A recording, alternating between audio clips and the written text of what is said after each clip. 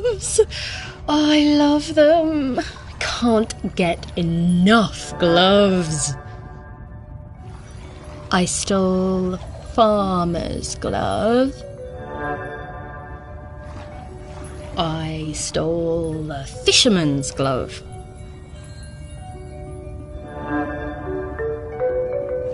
I saw that girl out in my woods, riding that strange bumpy beast around again. She really seemed to love that awful creature.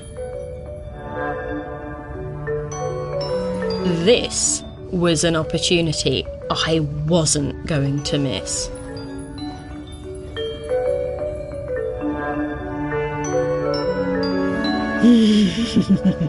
Lovely gloves.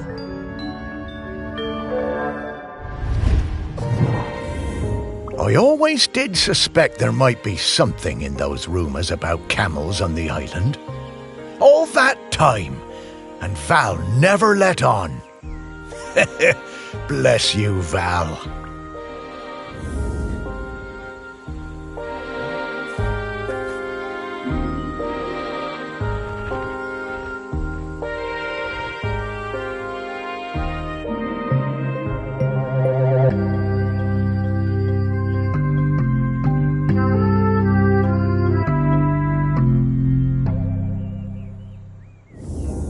Hey, Morris, I bet you wish you were alive so you could rub me with this glove.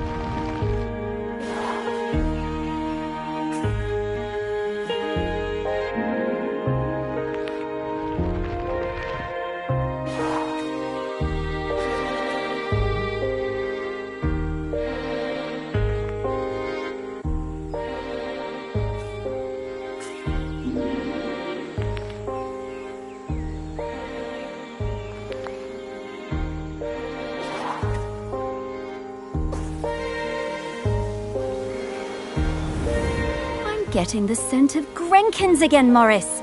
I'll pop up to let you know when we're close to one.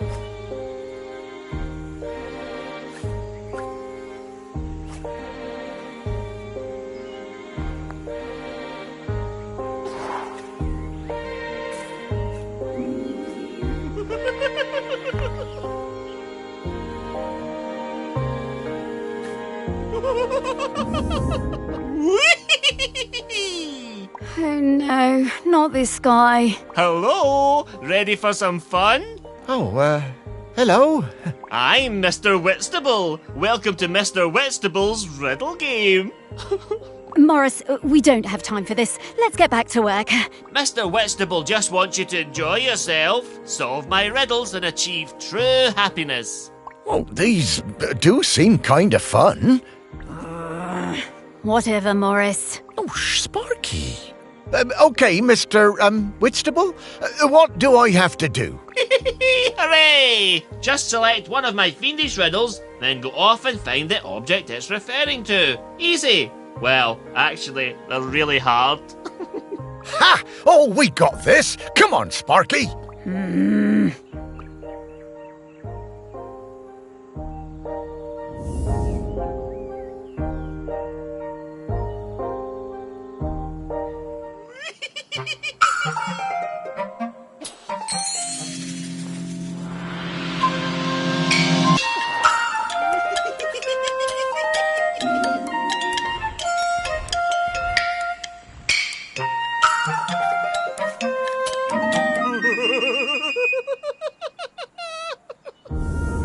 Ah, yes, you solved it. I did. Oh, that was fun. Solve more, solve more, solve more. Oh, okay, Mr. Whitstable. I'll try. Oh, for goodness sake, Morris, we just don't have time for this right now. Happy riddle hunting, riddle friends. Great.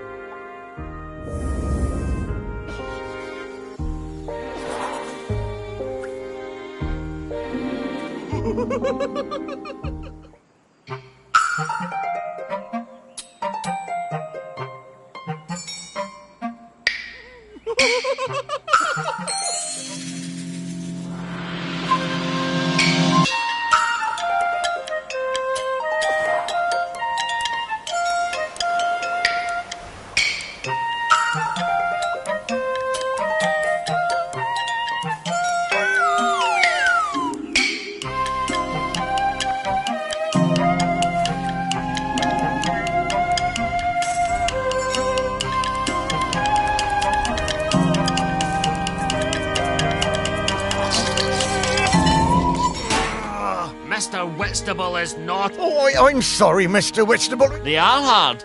Maybe unfair too. But hey, if you don't have. No, I'm... Okay, Morris, I'll give you another chance. You'll have to go back and choose which riddle you want to look for, and then. Oh, will do. Oh, Morris!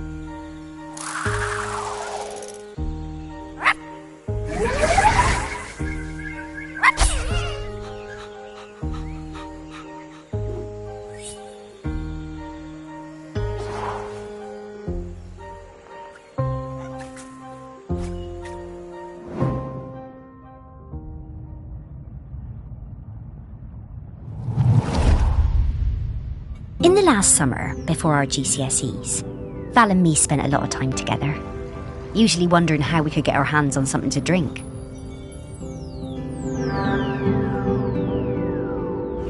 No one on this stupid little island would serve us, though. One day, we were hanging around on the allotments near the quay when we spotted something.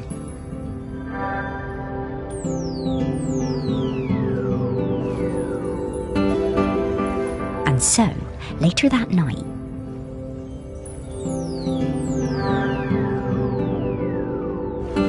we went into the woods behind Val's house to drink it, sitting on top of that ancient stone that they say protects the island. But there was no way we were going to get through it all, so we decided to bury the rest. A few weeks later, we went to dig it up again, but couldn't remember where we'd dug the hole.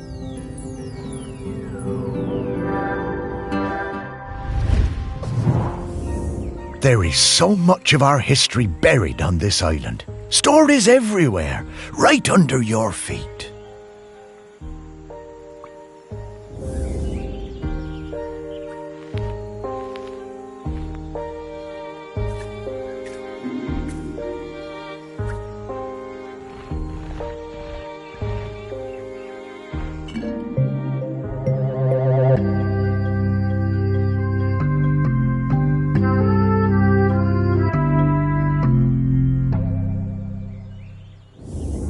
Wow, Morris, this smells incredible. I'm getting scallops, I'm getting peaty bogs, I'm getting roast lamb. Woof!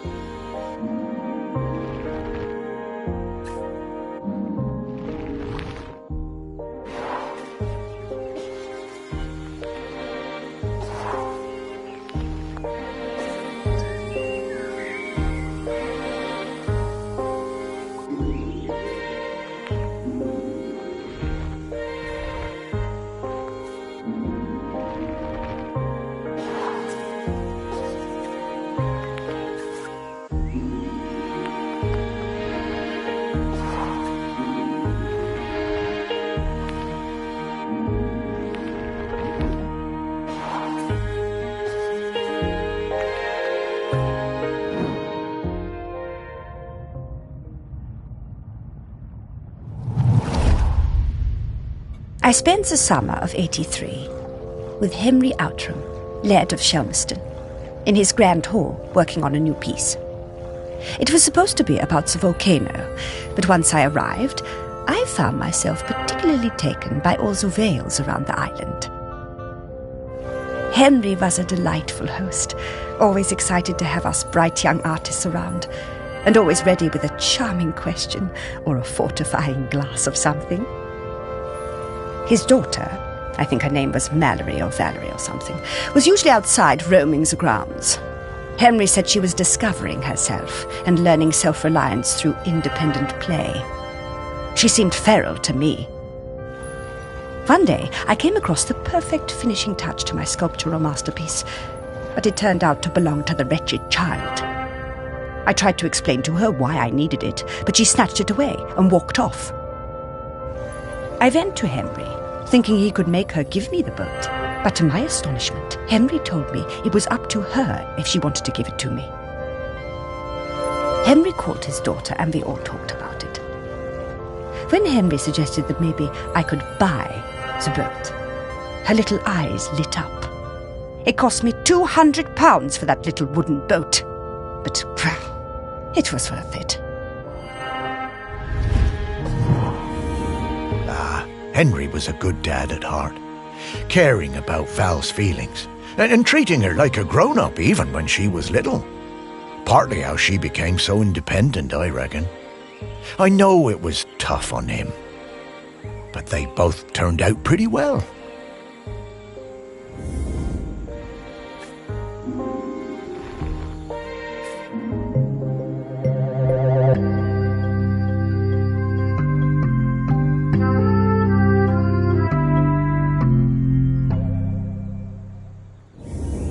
I wonder how many people even saw this.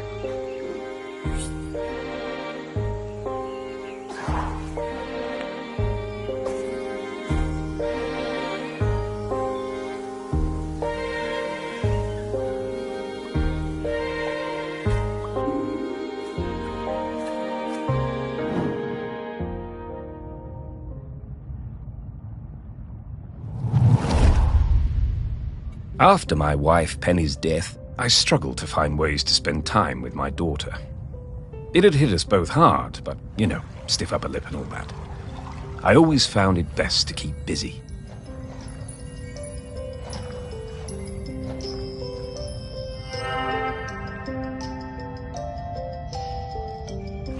Looking for something we could do together, I bought Valerie a set of paints. But she never even opened them. I was cross at first, but asked myself, what would Penny do? So I decided to let it go. Then one day I managed to talk her into coming into the park with me to paint some of the nature she loves so much. She wasn't very enthusiastic, but agreed to give it a try. It was a disaster. Valerie simply didn't have the temperament for painting. She had a huge, silly tantrum and threw all the paints away. I told her I wasn't having this kind of childish behavior, and I told her to stay in her room until she had calmed down. I wished Penny was still with us. She would have known what to do with the child.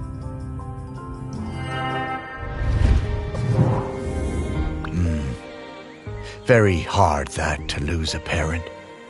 Was never going to be easy after her mum died, but he always did seem distracted with his fancy art projects.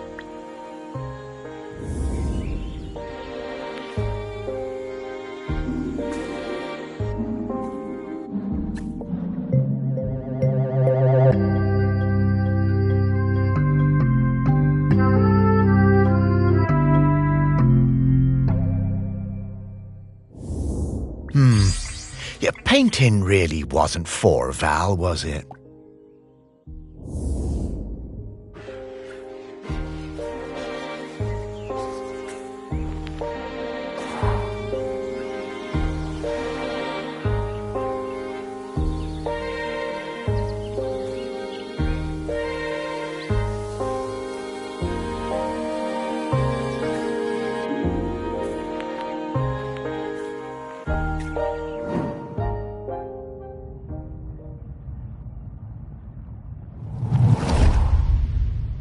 The famous sculptor Vernon Russet was working on a huge statement piece in my honor, a statue of a camel with my head.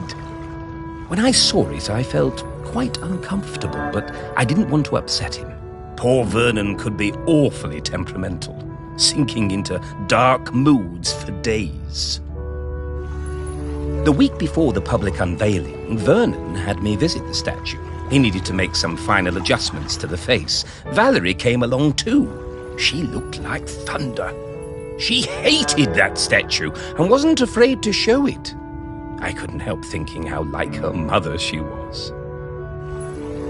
When the statue was revealed, the nose was missing. Fortunately, we all managed to cover our surprise and act like nothing was wrong, so no one was any the wiser. Some fellow from the Times wrote a glowing review, so Vernon wasn't too glum about it. I'm pretty sure I know what happened to that nose. Aha, the old Outram spirit. Good for you, Valerie. Your mother would have been proud of you.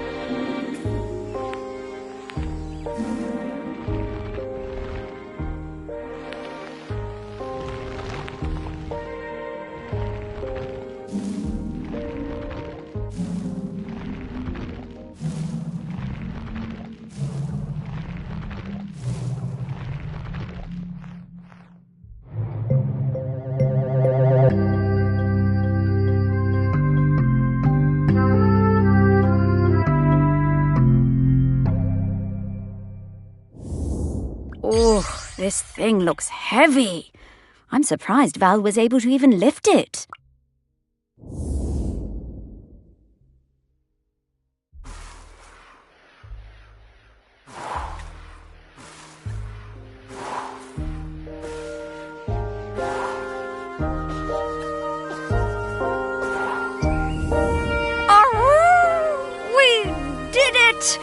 Oh, yes! I know what Val smells like now. Her signal is wafting through to me very clearly. Time to fly.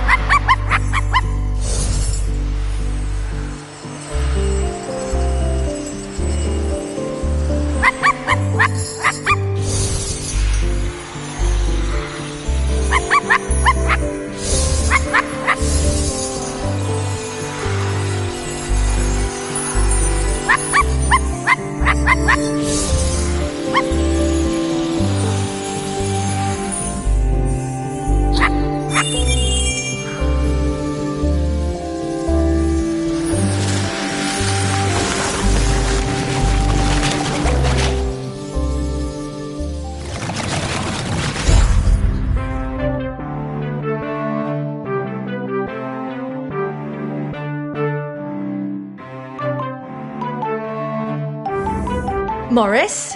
Morris Lupton? Is that really you? And Sparky? Val! Oh, it's so good to see you again. You too! You're looking very,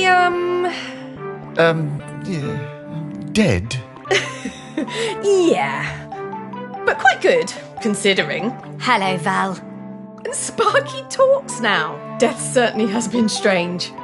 What brings you by? Well, we're trying to find a replacement custodian. You've surely seen the volcano. Oh, yes. Poor Aggie. Must be very tired. Aggie? Aggie is the current custodian. Oh, well then, yes. We were hoping you might replace Aggie. Oh, Morris. That's some ask. Oh, you can do it, Val. I'm flattered, but those are enormous shoes to fill. And I'm not like you, Morris. I don't love this town like you do. And, if I'm being honest, I can't abide all those arty types and mainlanders tromping around. I can't speak for them. This job isn't for me. Oh, well, I'm sorry to hear that, Val. But, well, I understand. Thank you. It's been so nice to see you again. You too, Val. Sparky, I'd love to spend some more time chatting with Val. Oh, I'm sorry, Morris. We really need to keep this search up. That volcano is looking dire. Come back later, Morris. I'll be here. Oh, well, all right, Val. I'll find you later. Goodbye.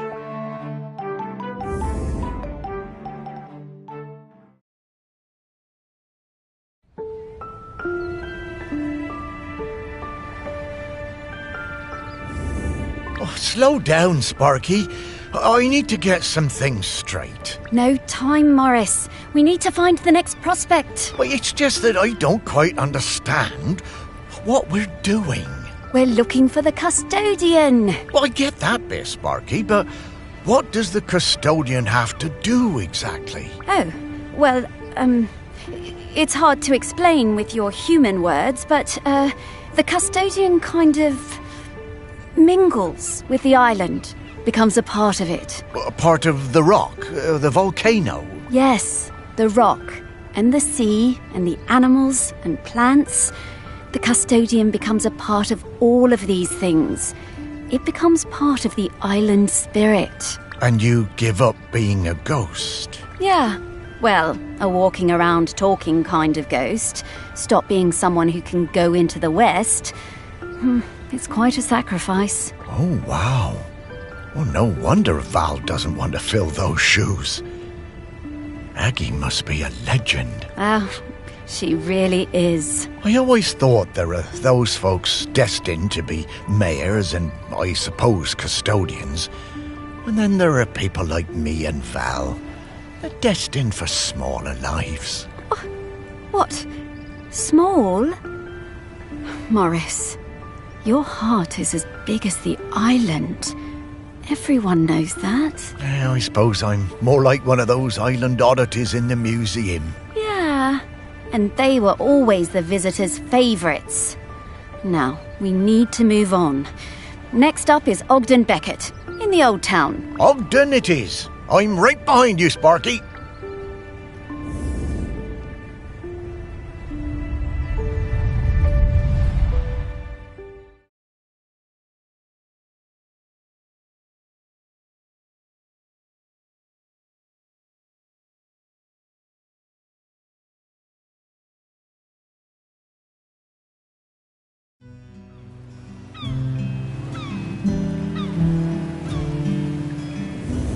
So, Ogden next, eh? I'll be glad to see him again. His music always hurt my ears, but he was good at chin scratchers. Oh, lovely guy. Oh, look, the ferry's coming in. There'll be loads of tourists all over this quayside soon. I suppose they won't get in our way much anymore, eh, girl?